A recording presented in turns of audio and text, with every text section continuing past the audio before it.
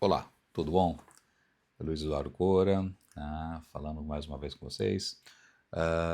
Um tema que é apaixonante é a diferença entre os gêneros no que tange à estrutura e função do Locus coeruleus. O Locus coeruleus já estudo há muitos anos, há décadas. Existe uma diferença, várias diferenças na verdade, bem importantes da funcionalidade e da estrutura entre os gêneros. Na mulher, o Locus coeruleus ele é mais arborizado, ele tem mais árvores dendríticas, tá? Então ele está mais atento e alerta. A mulher tem um padrão diferente de comportamento que o homem. Tá? Já quando você tem um estresse muito grande, no homem você tem uma proteína chamada beta-arrestina, temos na mulher também, mas essa proteína beta-arrestina arrasta os receptores de estresse para dentro, por assim dizer. Tá? E na mulher acontece o contrário. Tá? Você começa a aumentar os receptores. É como se o estresse se auto-perpetuasse na mulher. Tá? Então, por isso que a mulher é mais susceptível ao estresse, à irritabilidade, à fibromialgia, dor complexa regional, tá? Entre outras entidades. Entender a biologia por trás disso ajuda bastante a desvendar mistérios importantes no controle de dor. Valeu, um abraço. Olá! Sabe uma coisa curiosa? Por que será que o estresse parece bater de um jeito tão diferente em cada pessoa? Acontece que a biologia pode ter uma resposta surpreendente para isso, viu? Especialmente quando a gente olha para as diferenças entre os sexos. Hoje a gente vai mergulhar fundo no cérebro para entender um mistério bem intrigante da saúde mental. E vamos começar com um dado que, olha, já dá o que pensar. Estudos mostram que as mulheres têm cerca de 2 vezes mais probabilidade de desenvolver certos transtornos ligados ao estresse, como o transtorno de estresse pós-traumático e a depressão maior. É uma diferença bem expressiva, né? Então, a grande pergunta que guia nossa análise hoje é: o que está por trás disso? O que explica essa diferença? A resposta, como a gente vai ver, não é uma coisa só, mas sim uma interação super complexa que acontece dentro do nosso cérebro. Para começar a investigar, a gente precisa notar que esses transtornos têm um fio condutor bem importante. Todos eles são disparados ou piorados pelo estresse e são marcados por um estado que os cientistas chamam de hiperexcitação. Pensa naqueles sintomas clássicos: insônia, inquietação, irritabilidade. E isso já dá uma pista de que a chave pode estar nos sistemas de alerta do cérebro. E é isso que nos leva para uma região super específica e fascinante do cérebro. Para achar as respostas, a gente precisa olhar bem de perto o centro de alerta do nosso corpo.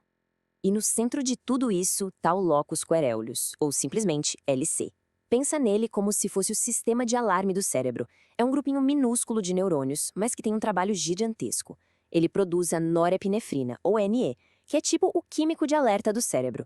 É essa substância que deixa a gente atento e pronto para agir. E aqui as coisas começam a ficar bem interessantes, porque chegamos na nossa primeira grande pista. Acontece que essa região do cérebro não é idêntica em todo mundo. A pesquisa mostra que existe uma diferença física, estrutural mesmo, entre os sexos. Quando a gente coloca um do lado do outro, a comparação é impressionante. Em média, o locus coeruleus feminino não só tem mais neurônios, como as suas árvores dendríticas, que são tipo as antenas que recebem os sinais, sabe? Elas são mais longas e mais complexas. Basicamente, a fiação ali é mais elaborada.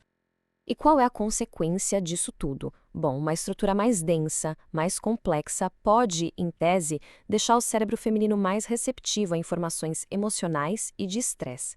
É como ter um sistema de alarme com mais sensores e uma fiação, digamos, mais sensível. Mas a estrutura do cérebro não conta a história toda, não. A química também tem um papel fundamental nisso, em especial um hormônio bem conhecido. A nossa segunda pista tem a ver com o estrogênio. Ele não é só um hormônio reprodutivo, longe disso. O estrogênio regula ativamente o nosso químico de alerta, a norepinefrina. E ele faz isso de duas maneiras bem espertas. Primeiro, o estrogênio aumenta a produção das enzimas que fabricam a norepinefrina, é como acelerar a linha de montagem, sabe? E segundo, ele diminui a atividade daquelas enzimas que fazem a limpeza, que decompõem a norepinefrina. O resultado, um sistema que potencialmente já está preparado para ter mais desse químico de alerta circulando por aí. Ok, então a gente já viu uma diferença na estrutura e uma influência hormonal. A peça que falta nesse quebra-cabeça é entender como esse sistema todo se comporta sob pressão, ou seja, durante um estresse agudo. E para isso, a gente precisa conhecer mais um personagem, o fator liberador de corticotropina, ou CRF. Pensa nele como o principal sinalizador de estresse do cérebro. Quando a gente fica estressado, o cérebro libera CRF e ele tem uma linha direta com o locus coeruleus, ativando essa área e aumentando o nosso estado de alerta. E aqui está a terceira e decisiva pista. As pesquisas mostram que os neurônios do locus coeruleus feminino são, por natureza, mais sensíveis aos efeitos desse sinal de estresse, o CRF. E essa sensibilidade maior fica muito clara sob alto estresse. No cérebro masculino, depois de um evento estressante e forte, um mecanismo de compensação entra em ação para meio que esfriar o sistema, para deixá-lo menos sensível. Já no cérebro feminino, esse mecanismo parece não funcionar do mesmo jeito. O sistema continua em alerta máximo. É como se faltasse um interruptor para desligar. Tá, mas por que isso acontece? A resposta parece estar no que a gente pode chamar de estações de ancoragem para o hormônio do estresse.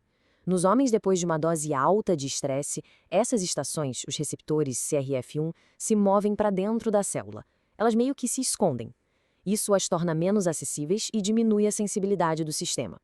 Nas mulheres, esses receptores tendem a ficar ali, na superfície da célula, prontinhos para receber mais sinais de estresse, mantendo o sistema sempre ligado. Então, vamos juntar as peças.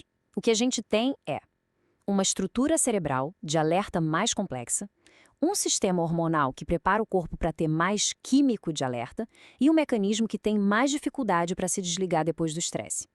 O resultado de tudo isso é um sistema que pode ter dificuldade para voltar ao normal, criando uma predisposição biológica para essa tal de hiperexcitação.